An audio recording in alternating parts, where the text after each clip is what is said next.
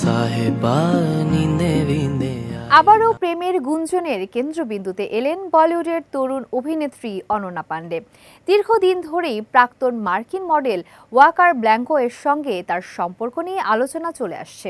যদিও আনুষ্ঠানিকভাবে কেউই সম্পর্ক স্বীকার করেননি, তবে সামাজিক যোগাযোগ মাধ্যমে তাদের পোস্ট এবং কর্মকাণ্ড ভক্তদের কৌতূহল আরও বাড়াচ্ছে।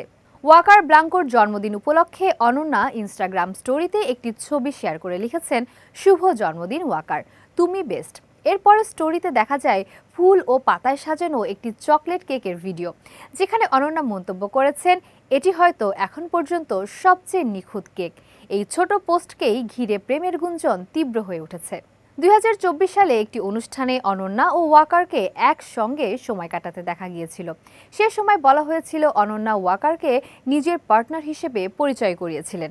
একই বছরের জন্মদিনে ওয়াকার ও অনন্যার প্রতি আবেগঘন বার্তা দেন, যেখানে তিনি লিখেন, শুভ জন্মদিন সুন্দরী, তুমি আমার কাছে বিশেষ, আমি তোমাকে ভালোবাসি অ্যানি। পেশাগত দিক থেকেও অনন্যার ব্যস্ততা চোখে পড়ার মতো। 2024 সালে খো গয়ে হাম কাহা, কল মি বে এবং সিটিআরএল এ অভিনয় করে বলিউডে নিজের অবস্থান মজবুত করেন। 2025 সালে মুখ্য নারী চরিত্রে অভিনয় করেছেন কেসারি চ্যাপ্টার 2 এ, যেখানে সহশিল্পী ছিলেন অক্ষয় কুমার ও আর মাধবন।